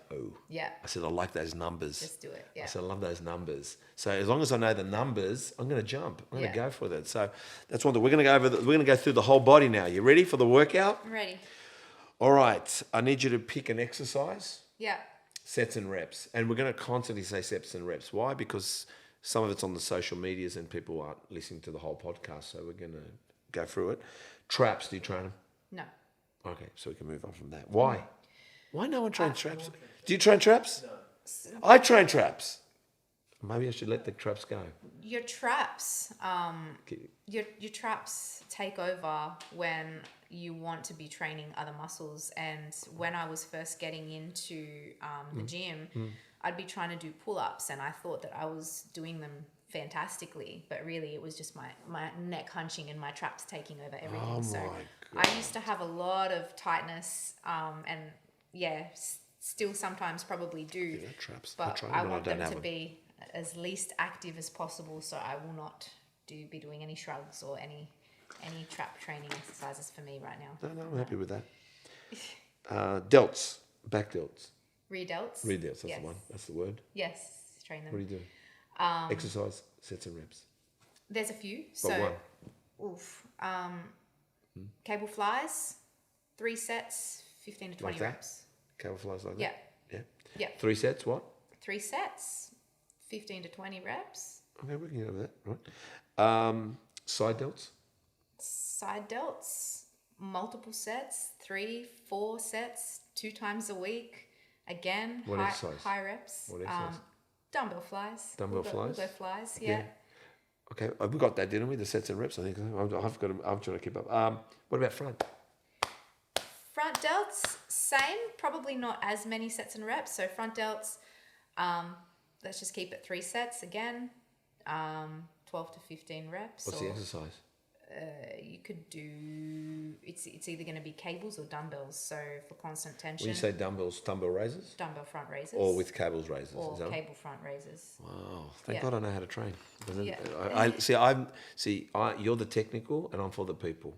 Right. I make it simple because someone's going, what does she mean by that? And I'm like answering for them. So it's good. Yeah. You're doing great. But all of these things you go pretty light in terms of the weight. You've got great shoulders. I keep seeing your, I'm not going to touch you because you've got great shoulders and your arms too. You're wonderful. Thank you. I like the shape. Thank you. Great shape. Chest, upper chest. I don't train too much chest. Okay. Although I'm an advocate for not neglecting completely any body part. So If someone came to you, I want to train my chest, what would you give me? One exercise? There's plenty, but I said I want to do upper chest. Len? dumbbell bench. Dumbbell bench incline? Dumbbell bench incline. How many sets, reps? Yeah. It depends on your goals. So if you have more of a strength goal, you're gonna go less on the reps. But if your goal is hypertrophy, then you're gonna up those reps a little bit more. I wanted a protruding upper chest. What would you do? You're gonna go between, I'd say, the 8 to 12 rep range. How many sets? 4, maybe 4? 5 if you want to do a warm-up And heavy. set. Pretty heavy, yeah, but you want to be getting that squeeze in the chest. So often with my clients, I'll pop my finger there in between their chest and I'll go, see, you need to squeeze my fingers together. Because if their shoulder blades aren't set properly on the bench, some people can be taking the load through their shoulders, and you don't want to be doing that. You want to be targeting the chest. So. And what about lower chest or just normal chest exercise? Because I'm talking about the incline. What about just lying flat, or Look, what would you do? Or cables? I personally don't train chest too much. Yeah, but I've come to you. I'm only- paying you $3,000 an hour. This is only for my clients, so I'd go, if you want to hit maybe a different region of the chest, you could go some lower cable flies coming up and around. Yes. How many sets? How many reps? Again, 2-3 sets, high reps, low weight. 2-3 sets, but how many reps? We need the numbers, mate. We need the numbers. They're asking for the numbers. We are. 12 to 15 again. 12 to 15. But the rep ranges can change, you know. Some weeks you might feel like going a little bit heavier, or you're programming, if you're programming smart, you might start off with 15, then you might go moderate, then you might go a heavy week, and then you might go a deload week. Do you ever go past 15? Or you go 25 maybe? Sometimes I go past 15. Wow, yeah, okay. I don't know the exact research, but I know that I think more than like 25 and 30, it's a little bit redundant. Like I'm not sure what you're doing past 30 reps for muscle building. You're just fatiguing the hell out of yourself to the very end. It's true, eh? You know, I'm learning listening to you. But everything is subject to the individual, and it goes back to that feeling. Like you really sometimes just need to feel it, because you can't really put direct numbers on things. Some weeks you might have not had a lot of sleep, and you might not feel like doing a really, really heavy set, because you're just going to risk injury. For females, you need to take into account, you know, their hormones and their menstrual cycles are now a big thing. I recently did a course with the Australian strength coach and Hattie, and she spoke a lot about how the menstrual cycle affects. Oh wow! Yeah. Affects Okay. women training. So yeah, I think In their strength, is that correct? Their push. correct. I didn't think of that. I Yeah, never even considered it. yeah, it's massive, and so you can have the best program that's written by the most knowledgeable coach, but sometimes it just comes down to how your body is responding and feeling, and you need to listen to it. I like that. Yeah, you need to listen to it and feel it, and also know the different male to female and those time of the months for everybody, I suppose, as well, like but mainly females as well, because what you guys go through. It's quite interesting. I never thought about it that way, but it makes sense. And I'm also just, you said about fatiguing the muscle, which is not all about just fatiguing it. No, it's not all about just fatiguing it, and it depends what order the exercise is in. Like, for example, if I want to do a glute workout with one of my girls, the first exercise is not going to be completely maxing out on a hip extension for 5 sets, because then their glutes are just going to be fatigued on a hip extension exercise or back extension, whatever people want to call it. You know, you want to be doing those compound movements first, or the movements that are going to be the most bang for your buck before you completely fatigue. No, I must say, food for thought. I'm thinking differently. I know when you say, like, you've come across in my, like, all the lights are going on and the light bulbs are flashing, because I think I'm questioning my own training, listening to you. It's like I'm getting a personal training session for free. So me and Chris have worked this out. We wondered how we get free personal training sessions. Upper back. Yeah, I love training back. Yeah, what's your favourite exercise, or an exercise you'd like to give? I do enjoy pull-ups. Pull-ups. I really do. I don't do any. Yeah. Only because I'm 100 kilos. I can't pick myself up. Yeah. I'm gone. It does get harder the heavier that you are, I suppose. But I like a lat pull down as well. A lat pull Can't down. go wrong with a lat pull Sets down. Sets reps. I'd say 2 heavy sets, 1 lighter set. Reps. 2 heavy sets of say 8 to 10, 1 lighter set of 12 to 15. And when you do chin-ups, when you talk about lat raises, how many do you do? Pull-ups. Pull-ups as well. That's an interesting one, because you could do like a 5x5 pull-up set, just using bands or body weight if you really want to get better at them. Again, giving direct sets and rep ranges is very, very hard to do, because for me it always changes, and your programming is always going to change. Like, as you're trying to get better and better in an exercise, if you're really programming smart, you might do in 1 week 8, 8, 6, 6. So 4 sets, 8 pull-ups, 8 pull-ups, 6 pull-ups, 6 pull-ups. But on the last set, you might put a belt around yourself and weight it, right? And just get better and better at that. And then eventually, say, you could be able to do later down in your programming, and this is why I like foresight and vision into programming down the track. You might then be able to do 10 reps, 3 sets of 10, all weighted, or all body weight. So it's hard to give exact rep ranges for exercises when there's so many variations and variables that you can do for an exercise that will then change how heavy or light that you go on that exercise. But generally for the smaller muscle groups, they need like more HIIT, more blood flow. So for rear delts, you're gonna train more reps and often superset back-to-back exercises with those. And then, for a barbell back squat, we're not in CrossFit, so like I wouldn't have a client do 30 reps of a barbell back squat because that's just gonna risk injury. Maybe they have their lower back might give out before their quads even do. So. What about lower back? Lower back, I don't train too much. Well, what about a different, like Lower when we lat? say, because I guess when you're doing pull downs or chin ups, I'm thinking, is that more of in the lat or the thickness of the back? Like I'm talking about, how about the wings? Again, those big wings to come out. Yeah, like the X shape. Yeah.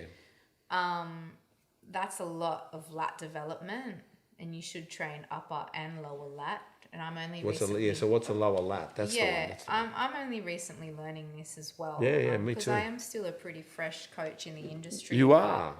A lower lat activation could be like anything that's supinated, so hands, palms facing up. So like we might do a supinated row. And bend over supinated, yeah. That's right. Or a single arm cable row without your elbow going past the midline, I think, of you. Because otherwise then you're just going to get torso rotation and you're actually not going to be able to connect. But the lats, I feel, often need a nice warm-up. A few banded lat stretches and then lat pull down single arm. I'm heavy on bands for warm-ups. So I love using latex bands. I love using fabric bands for legs and glutes because you really want to feel that muscle active and working, and sometimes it does take a few sets to warm up to that before you can feel. Do you warm up? I don't warm up. See, I've struggled to feel lower lat a lot. So what was that one that you said, that bend over? Supinated grip. Supinated. All right, how many sets, how many reps? Of what, a supinated barbell row or a supinated cable row? You pick it. Okay, we'll go supinated barbell row. You could do like a 12, 12, 10, 10. 12, 12. 12 reps. So that's 4 sets? 4 12, sets. 12, 10, 10. Yeah. Okay. Or, like I said, it depends. That's if you want to kind of get stronger in that movement, and then the next week you can do all of them on 10, but you can have a little bit of a heavier weight.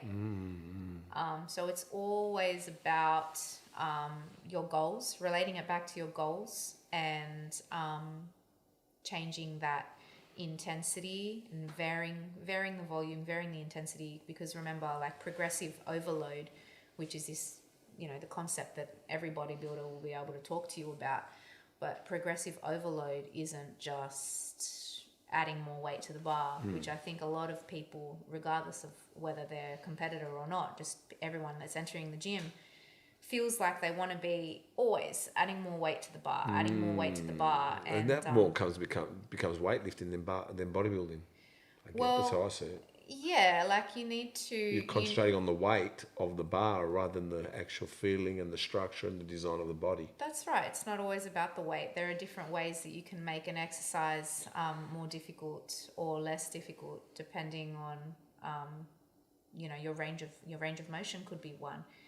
You might want to drop the weight down in 1 week and just get more depth in a certain exercise. I think if you saw how I trained, even though I've trained for a long time, I probably got everything wrong at the moment. But I don't even warm up. I used to warm up back. Now I feel like I've got no time to warm up. You definitely need to. I know, but I don't. I don't just go in and get out. Let's go bicep. Yes. One exercise. Sets and reps. Bicep curl. Standing bicep curls? Standing or bicep dumbbells? curl. Bar. Easy bar. Easy bar? All right, how many Easy bar. sets, reps? I like a good drop set. Oh, yeah. I guess So yeah. I like maybe you can go literally 1 or 2 sets and just make both of them like a drop set. 10, 10, 10. 10 heavy, 10 moderate, 10 light. One after the other. Bang, bang, bang. 10 heavy, 10 moderate, 10 light. And then do it again. 10 moderate, 10 heavy, 10 light. Yeah. So it's like 6, 6, and it's 10. Well, you'd 10. rest. So say you do 2 sets. Yeah. You'd rest between set 1 and set 2, but set 1 could literally be one of those high rep ranges. 10, wow. 10 and 10. Yeah, I feel it. That's a good one. You just keep dropping the weight off the bar a little bit. You get a good burn. Tricep? Rope push down. Yep. But there's different heads of the tricep, so you need to be making sure that you're hitting all of those, I think 3 heads. Oh, did not know that. Did you know there's 3 heads to it? You knew that too? Yeah. Yeah. So Should you I want be to hosting these kinda- muscle talks, Pascal, when I don't know so much? Yeah, you want to be hitting them in every direction. But So what are the 3 heads? Can you show me? Nah, I don't know that much about the anatomy, but they're somewhere there. You're the one that talking about 3 heads, and don't worry about it. I should know what they're wait. called. Edit that bit that she doesn't know about the anatomy, Yeah, all that's right? the bit. We're gonna edit We're that gonna bit out. No, we're not. So let's go. Come on, show me your tricep.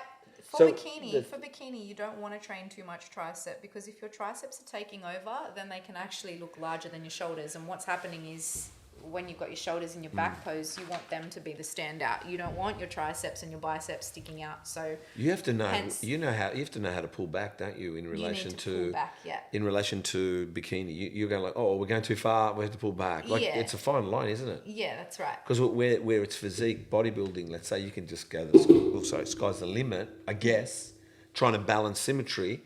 But when you're bikini, you're kind of like, whoa, we need to get that and not that, and need to breathe here Yeah.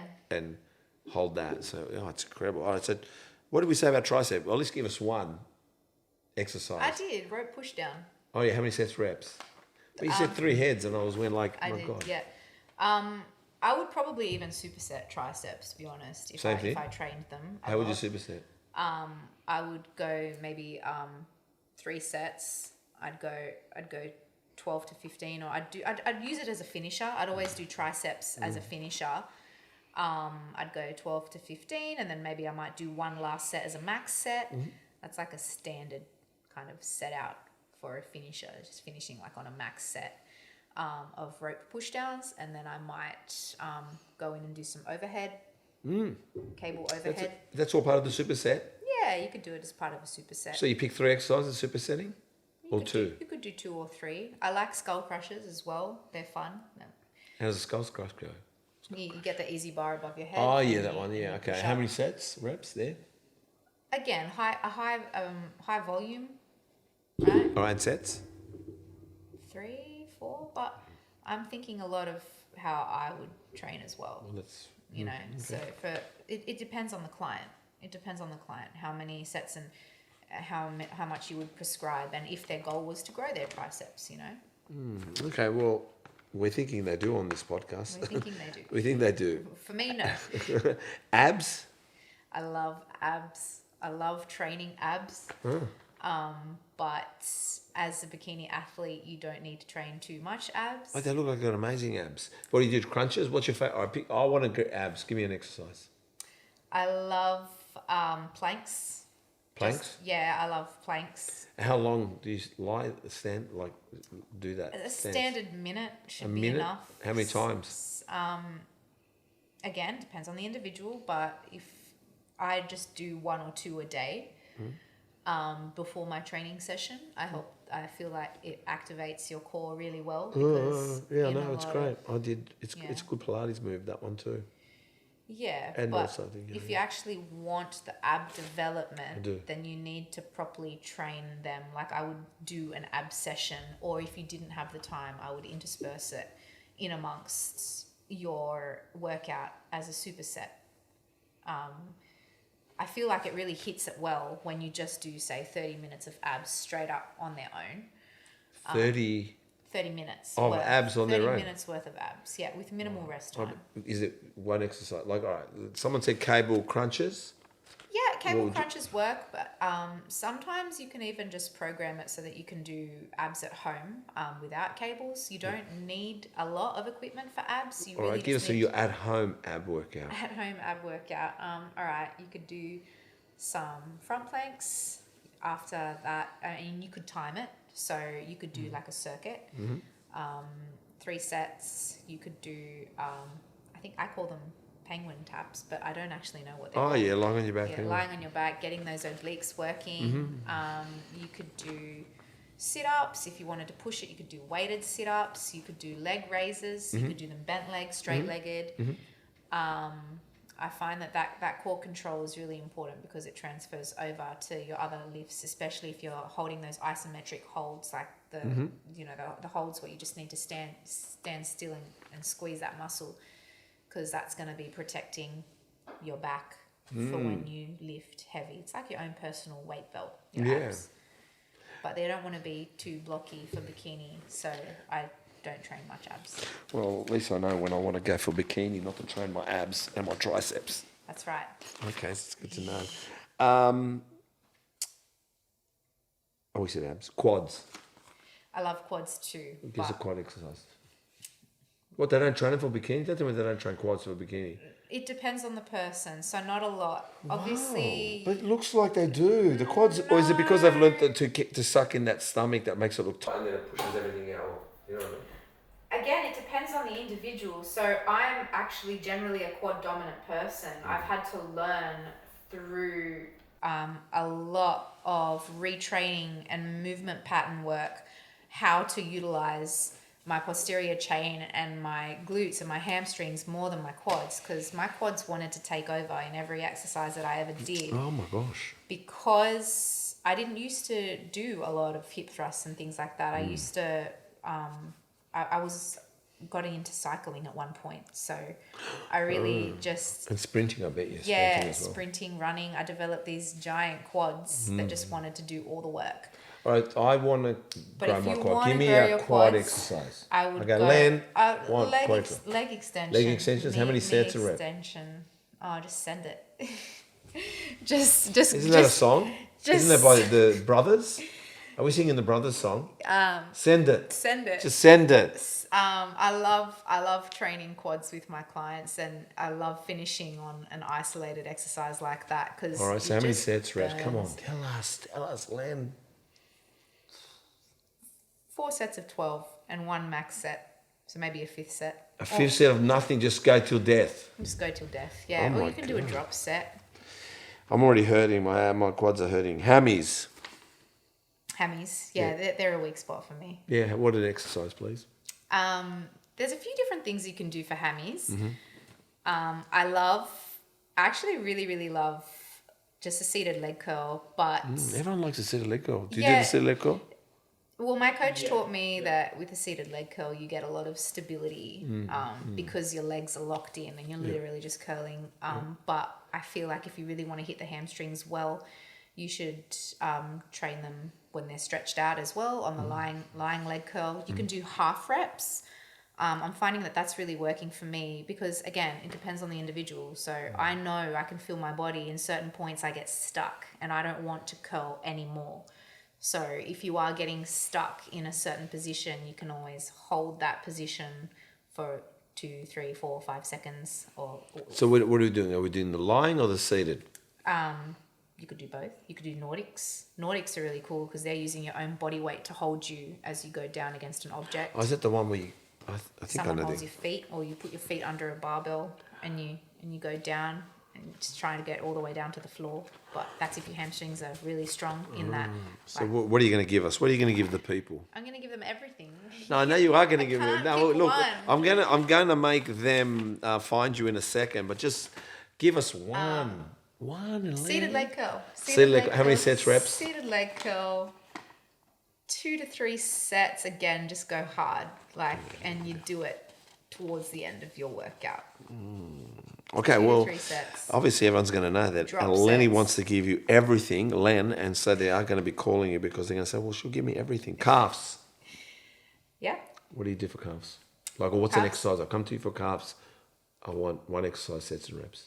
Seated calf raise Yep. or calf raise on the leg machine on the leg Pick press. one, will ya? Just give me All one. right. Seated calf raise. Like me, Seated calf raise drop sets. What's it? Three sets. Last set, triple drop set. What's a triple drop set? Like you drop the weight and then you drop it again and then you drop it again. How many reps? Say 12 to 15 12 to again. 15, High rep range High for rep range. calves. Do you train tibialis?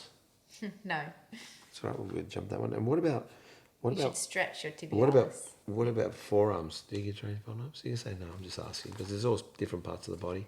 No, No, I okay. don't. But they do get tight sometimes because of how hard that I grip on certain things. Mm-hmm. So I release my forearms. How do you release them?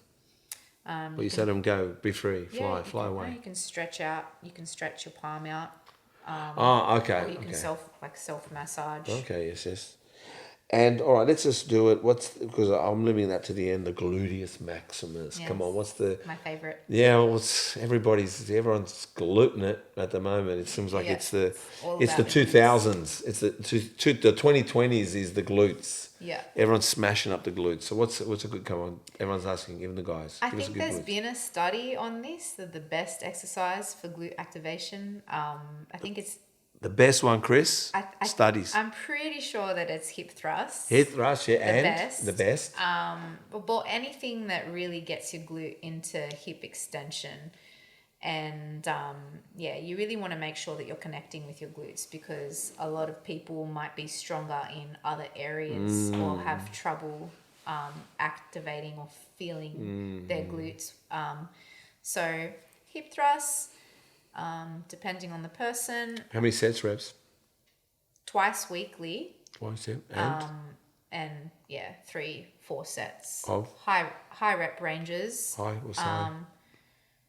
You could go say 10 to 12 and then a few max sets, What's max? like as many as you can do again. Do you go past 20 maybe? Or just No, sometimes I'll do are you half. saying like 15, 18, 20? Like something under there? Yeah. Sometimes I'll do half reps. Oh, right. So I get you. not all going all the way down to the bottom. I like it. Well, we've come towards the end now. So this is the bit where they can find you for everything. You get everything from Len. So where can they find you? Socials, website, in-person, apps. Don't miss anything. How can they find you? I guess Instagram is the most notable one. So What's it called? How do we find you? it's on a Instagram? big long Greek last name, Eleni Kontominas, but LiftUp Kontominas. LiftUp Training and Nutrition is probably easier to find, my business name. Yes. And then I've got a website as well. What's the website called? liftuptraining.com.au. liftuptraining.com. And can they find you in person at a gym? Like, do you... Oh, yeah, of course. Which I work gym? at Anytime Fitness at Moorbank. Anytime Fitness at Moorbank. Yeah. Well, Eleni, it's been an absolute pleasure. Thank you so much. It has. It's been great. Yeah. Thank you.